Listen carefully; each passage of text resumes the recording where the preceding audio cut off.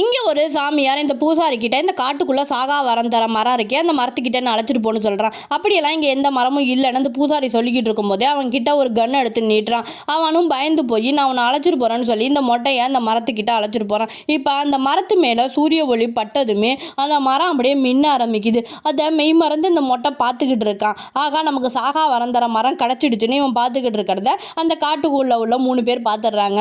பார்த்ததும் அதுல ஒரு பொண்ணு மட்டும் அந்த கன்னை எடுத்து இந்த மொட்டையை ஷூட் பண்ணுறான். அந்த ஷூட் பண்ண புல்லட் மிஸ் ஆகிடுது.